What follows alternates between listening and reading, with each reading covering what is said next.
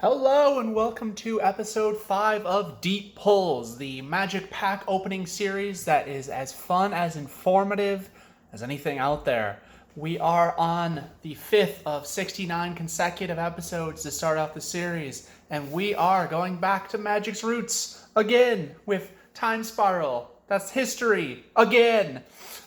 We did Commander Legends last time, so let's go even further back in the Wayback Machine and see what Time Spiral Remastered has for us today. We've got Stuffy Doll on the front, so good luck from old Stuffy. Okay, first things first here, we've got a Logic Knot. Logic Knot was one of the few cards that had the as to then unreleased Delve ability. Delve was on 3 cards in Future Sight. This was one of them. It eventually came back as a Soul Time mechanic in Cons, and of course we've seen it quite a bit in Modern Horizons, where it was banned off of Hogak here. This card was kind of designed to be, at best, a counterspell. The original 2 blue, if you put enough X and Delve into it. And as such has remained popular as a one-of in some control builds in Modern, just because of that upside. Next things next, we've got a Cole Stoker. I was going to say Cole Stalker. That didn't sound right. This is a takeoff of a card called Cole Golem, which is basically a 5-mana 3/3 that I believe just sacrificed to add 3 red to your mana pool artifact way back in the day. So they figured, well, let's just make it a hill giant creature, 3/3 for 3 and a red, and just give this its ability. Kind of fun in like the Storm decks of that time. We've got 4C, a cool card here, also from Future Sight. This was really the first time Scribe was a mechanic, so that's why this was kind of a Future Sight card. Scribe was like the time future mechanic of the set.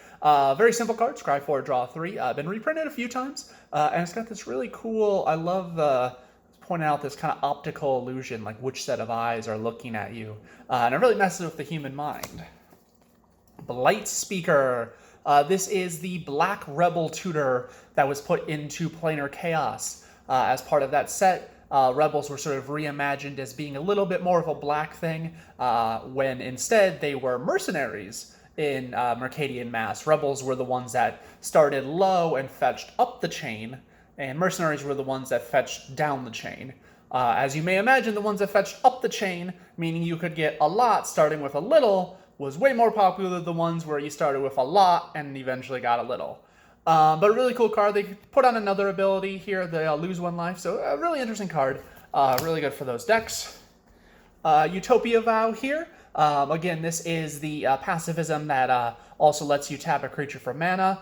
Really bad fixing and really cool passive. Kind of subpar removal as well, but it's both on the same card, so really cool. We've got here a Death Spore phthalate. Really interesting because phthalates were just originally in Fallen Empires, the phthalate itself and its companions, they were all just green cards. And so now they started putting it into black to kind of play, I guess, like the regrowth, kind of regrowing sort of thing. And ever since then, phthalates have just kind of been black. When phthalates came back in some form in Dominaria, for example, they were basically just black and green in almost equal measure. This was kind of the first step on that plan and has a unique black ability to use your little sapling tokens.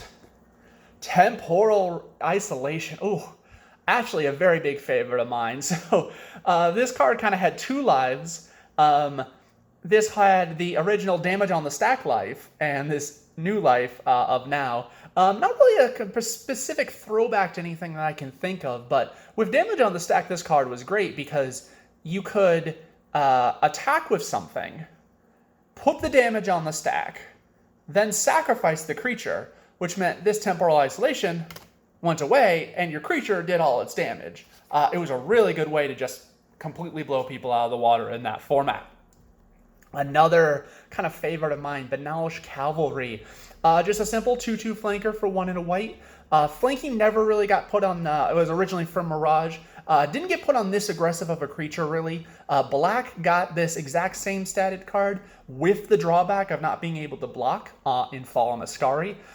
So this was just a cool little card. I was really disappointed that they did not bring back the Cavalry Master as well in Time Spiral. Cavalry Master was a 2 double white 3/3 that gave all your creatures with flanking. And that sounds silly, but double flanking actually is a thing that gives 2 -1/-1. So a really cool little ability there. Now we've got here, Pteromorphic Expanse. Originally just printed in Time Spiral. I mean, this was like it seems like such an obvious design now because there's been so many variations of this.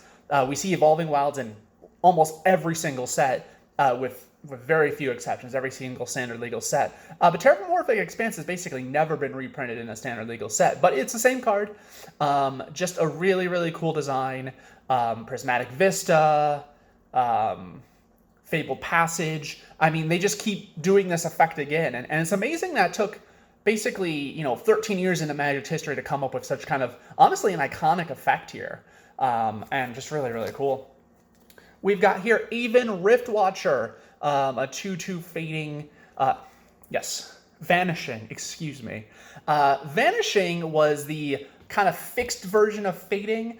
Fading was an ability that was originally in Nemesis and basically worked as like an upkeep cost. So with fading, you removed counters until you couldn't remove one, and whenever you couldn't pay the cost, you had to sacrifice it. Vanishing is like a countdown mechanic, where it's like, once it gets to 0, it's gone. But this was really fun. Kind of could represent like a 8-point life swing in its limited time attacking.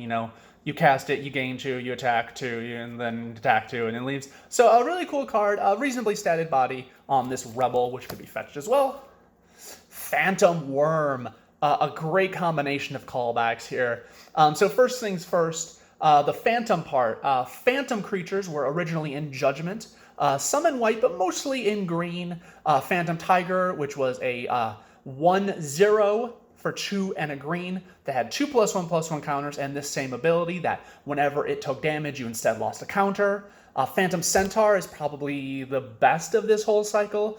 2 and double green for a 2/0 with Pro Black and 3 +1/+1 counters and this ability. Extremely hard to deal with.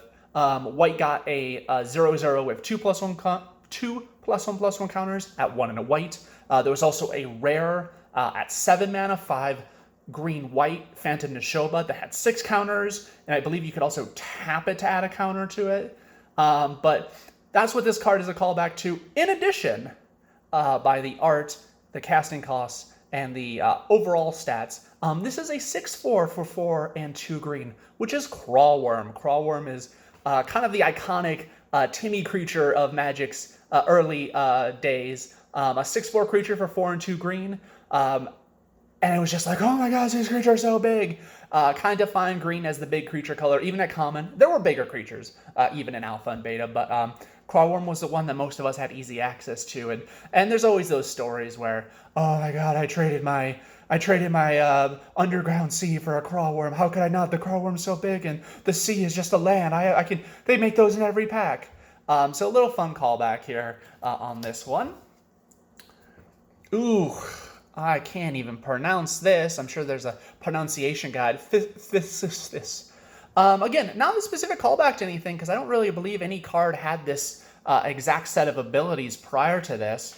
But other than the really hard name to pronounce and the 4 black mana symbols, it was just a nice little card to suspend. Almost like kind of like a weird edict in that sense, because you'd always, ideally it was set so you wouldn't get a great creature. Your opponent could play around it and give you sort of not good creature, just like most edicts get a not good creature, but had a little benefit to it. And sometimes you paid 7 mana just to cast it.